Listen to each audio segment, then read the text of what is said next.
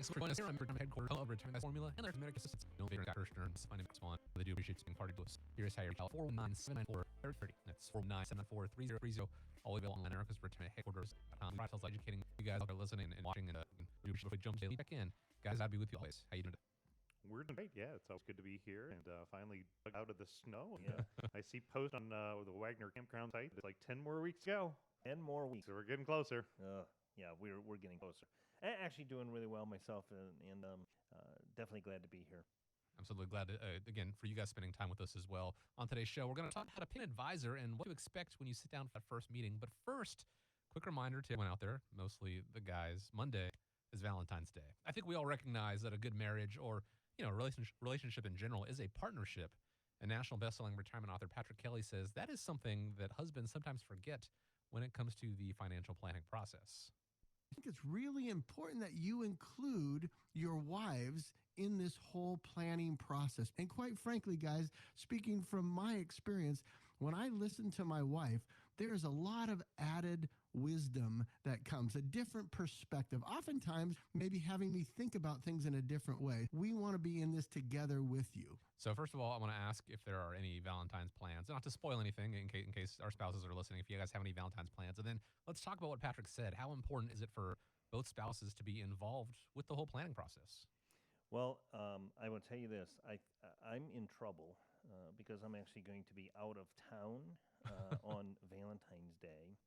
So one of the things, and I know my wife won't be listening, so I'm going to throw this out there, but one of my plan is, and I've already got this in the wheels in motion, so I've got Valentine's cards plastered all over the house in secret places. And I've talked to the kids to make sure that when my wife needs to open one, she's going to open one throughout the day, probably 3 or 4 of them throughout the day.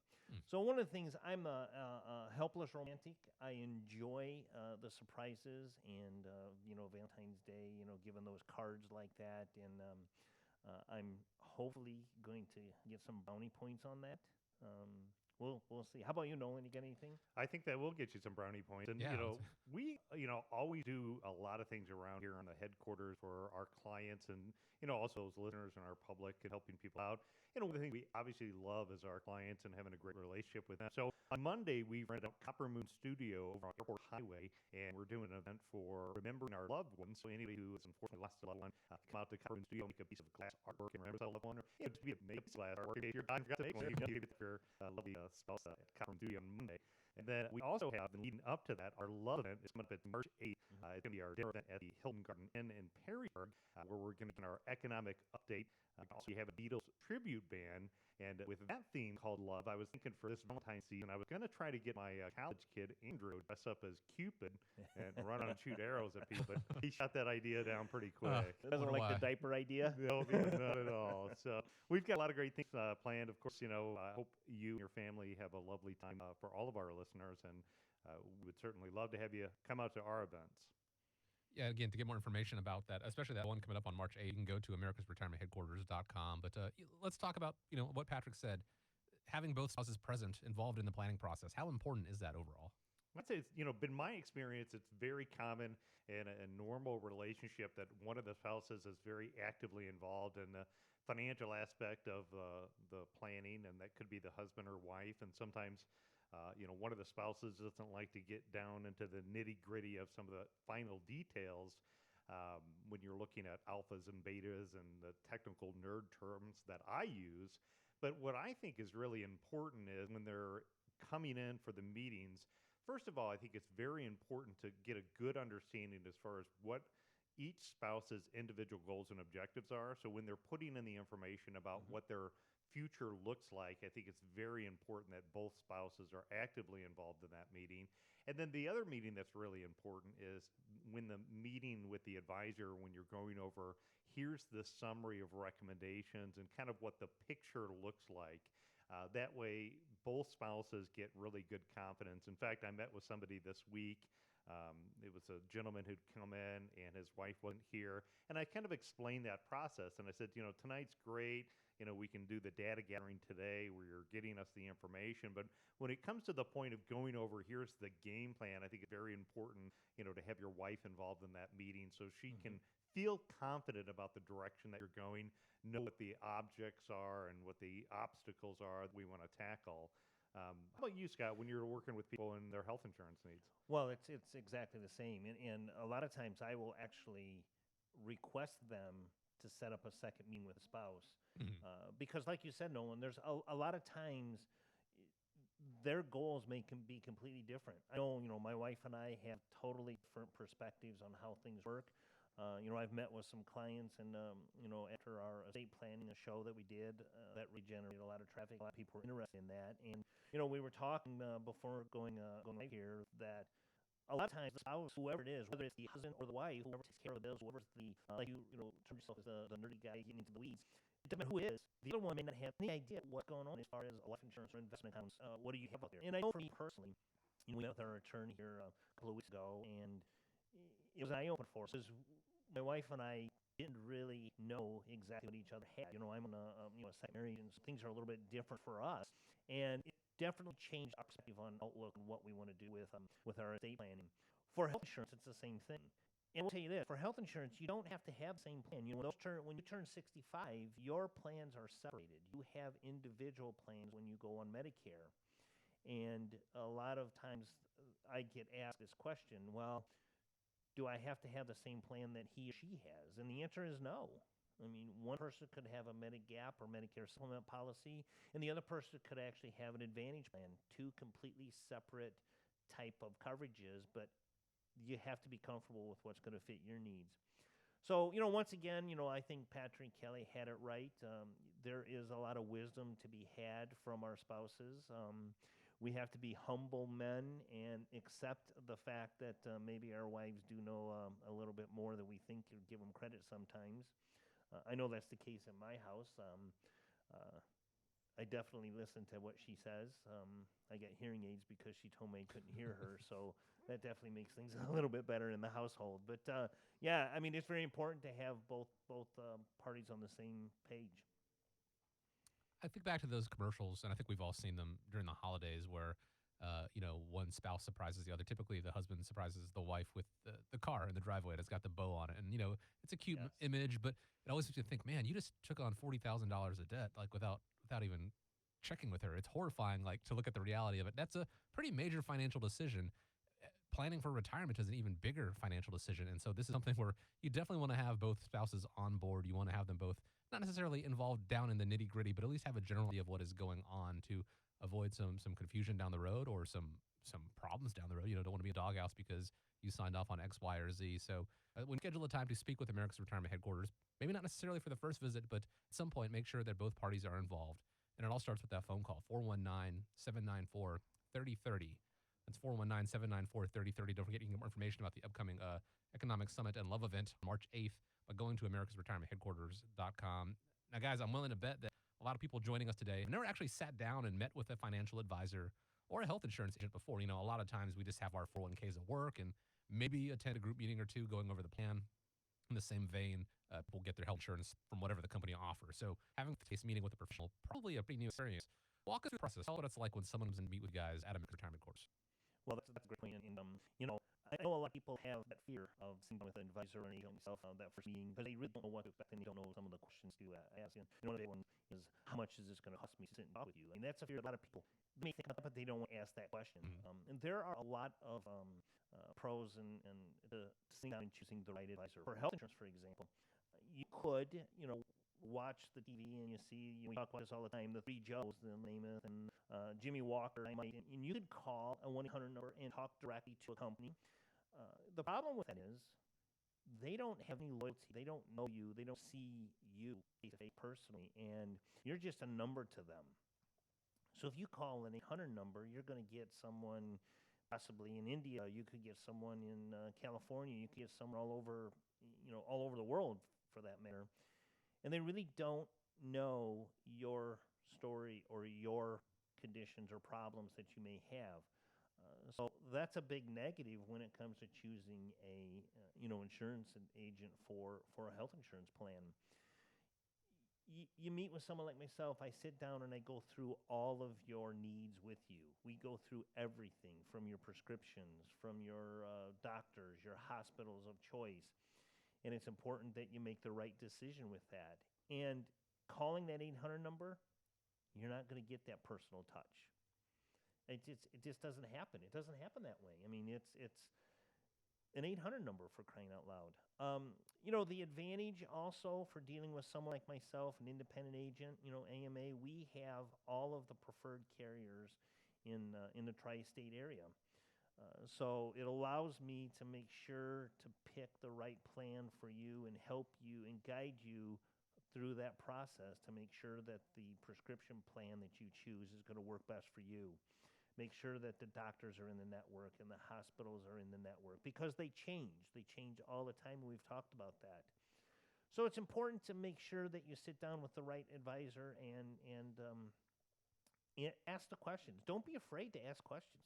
I mean, it's at the end of the day, I remember, going in to buy a car. A lot of times you sit there and you get nervous dealing with the car salesman and you don't know what to ask. At the end of the day, you're the one writing the check. So it's up to you to determine whether or not it's the right deal. If you walk out of that showroom with a comfortable payment and a car that you like, then don't look back. But don't be afraid to stand up and walk out of there and say, you know what, this doesn't feel comfortable. I don't like this. Get second opinions. You want to make sure you pick the right advisor and the right insurance agent. I would encourage you to get a second opinion. If you don't like what I'm telling you, find something that maybe doesn't make sense to you, get a second opinion. I mean, we're big boys here. We can't do that. That's what you want to do for health insurance. Yeah, if you look at a financial plan side, we work more from a comprehensive approach. So we really start with this. And our first meeting of the client is really kind of what you're talking about, trying to find out the goals and objectives. We really want to find out how you're feeling financially. Are you confident? What are the reasons that kind of brought you in today? What are some of those goals that are important to you? Maybe what some of the obstacles are that are, preventing you from reaching your overall goals. We talk typically about any concerns that you have about your finances, how long they've been affecting, and who have been affecting. What are the things that you've been doing up until this point to get some of those concerns resolved? How quickly you want to implement things. So our first meeting in that visit is really just kind of an exploratory meeting where we're having a conversation, trying to find out, what are the areas of concern and where can we add value?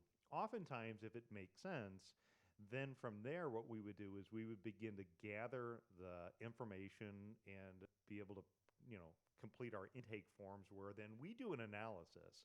So, we look at the analysis and we're going to look at ways to help people better manage their money. We're going to look at it from a tax perspective. We're going to look at their insurances. We're going to look at, overall estate planning or any other recommendations like debt reductions. We'll then develop a summary action plan. So when we get back together, we go over the action plan. And within the action plan, what we do is we outline very specifically maybe the areas that we can add value and or any areas that we would say are blind spots or concerns that we saw when we were reviewing somebody's financial picture. We would also list the specific recommendation and or any cost that's associated with it. So then somebody had a written proposal, then if it's a couple, the husband and wife can go back and spend the next couple days talking about which of any of those ideas do they feel comfortable with implementing. Oftentimes people love all the ideas, and so then what we would do is over the next year, we begin to prioritize which of those ones do we want to get accomplished first, so we don't cram too much information into one meeting. So it's about building that relationship over time. Sometimes people look at the recommendations and they say, you know what, we like these 5 recommendations. These 5 recommendations we just don't want to do. That's okay too. And just as you said, sometimes people would look at our recommendations and say, you know what, I appreciate that. Thanks for the second opinion. We've just decided that we're not going to do anything. And, we would simply close the file and people don't owe us anything. So for us, it's kind of, again, it's about taking things slow. It's about having a visit, and it's about, developing a written summary of recommendations. I caution people if they go in to, meet with a financial professional and they're, trying to talk products in the first meeting or, ask you to write checks or sign paperwork. I think for what we're trying to do to have a deeper, more comprehensive relationship with clients, we'd rather take things a little bit slower and make sure that we're developing a solid plan before we have talked about product recommendation or people are committed, with signing documents. See, that's a big, big difference in what you do and what I do because I have an on-demand product. You're turning 65, you have to purchase health insurance. I mean, it's something you have to do. If you don't sign up properly in the right time frame, you're going to incur penalties in that. Um, and, kind of tagging off the Valentine's Day, the partners and the spouses being on the same page, like to explain, and, you go through and you create a comprehensive plan. You take that home, you look at it, and evaluate which options are going to like best. For me, you're turning 65 in April, and we meet in, March. It's pretty much a done deal. We need to go through the plans, the options. You like them, you go home, you talk about them, and you sign up for them. It's as simple as that. I'm actually working on a 4-part series where I'm shooting some videos going through the 4 steps of signing up for Medicare, determining whether you are eligible and whether you want to sign up, and then choosing a plan and going through the different coverages. So it's a different appointment for a financial plan versus a insurance plan, and drastically different. Yeah, good point. We're going to talk about that in a second, about the difference between what you need to look for, different kinds of advisors and professionals. But I want to touch on something that you said there, Nolan. That first visit is it's an exploratory period. It's kind of a getting to know you period. And in light of it being Valentine's Day coming up on Monday, I've heard it equated before, and I think you guys have said it before.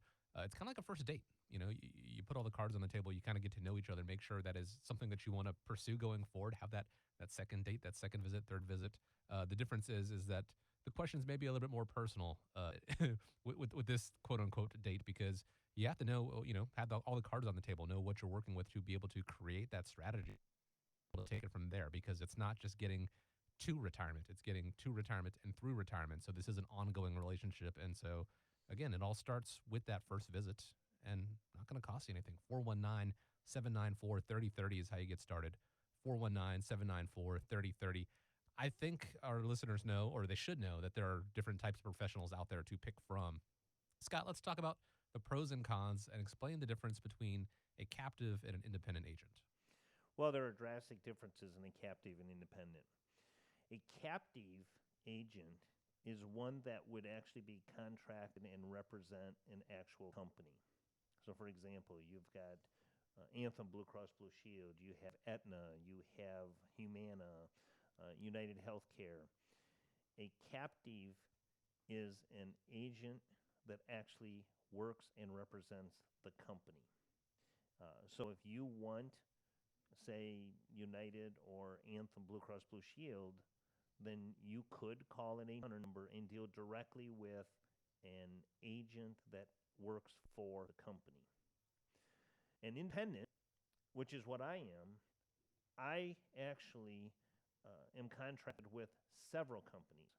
So I am, non-biased. I offer all of the options available to you, all the companies to you, and you get to pick and choose which one's going to best fit your needs. Okay, so there's drastic differences there. If you have some changes with, let's say you choose a Anthem plan and you deal with a captive agent with Anthem, and their plan changes, or doctors or hospitals drop out of a network, their hands are tied. There's nothing you can do. It's literally you either suck up and change your doctor, which most people don't want to do that. I don't want to do that. Or you have to go out and start calling all of these other companies on your own. Okay? With me, an independent agent, if I see a company, in fact, that happened here locally with Paramount, Paramount no longer has St. Luke's Hospital in network. So any client that has Paramount either has to go to a different hospital or they can change plans. And with me being an independent agent, that allows me the option to shop the market for them and give them plans going to fit their needs. So there's a big difference in the captive and independent. It's kind of, I guess, akin to, you can't go to the Apple store and get information about a Microsoft computer.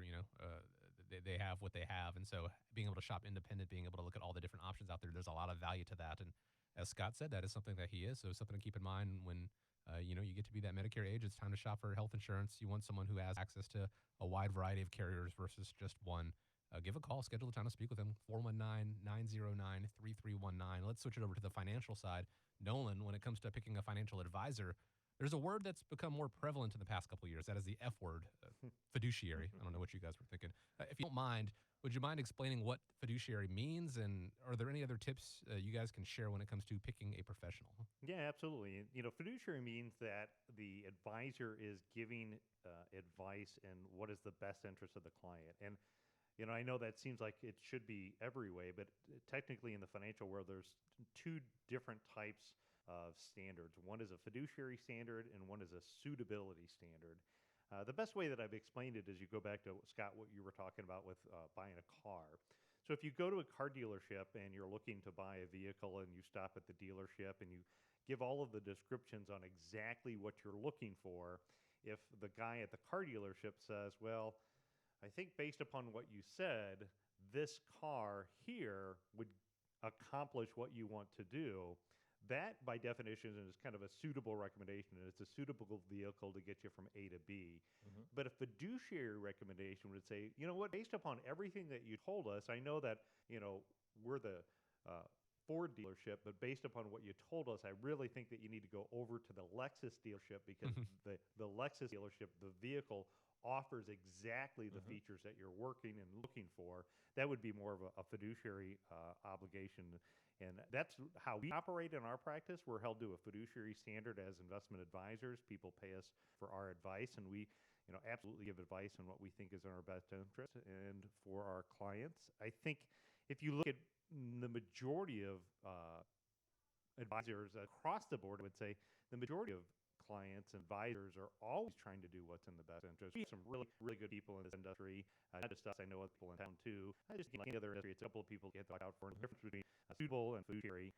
The other thing that we've done is I put together kind of an 11-page report. It's a handy report that talks about how to pick a financial advisor. So it's giving you these ideas and more. And it's a great read for anybody who's looking to maybe start working with a financial advisor, maybe anybody who hasn't worked with a financial advisor before, maybe looking to switch financial advisors.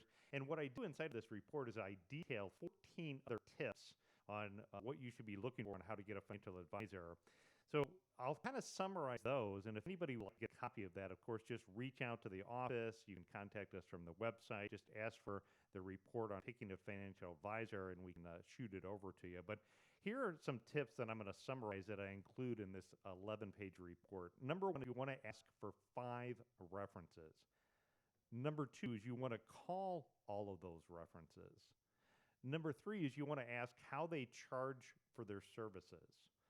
Number 4 is you want to ask how they ensure the advice they give you is in your best interest. Number 5, ask if they can provide products as well as financial planning.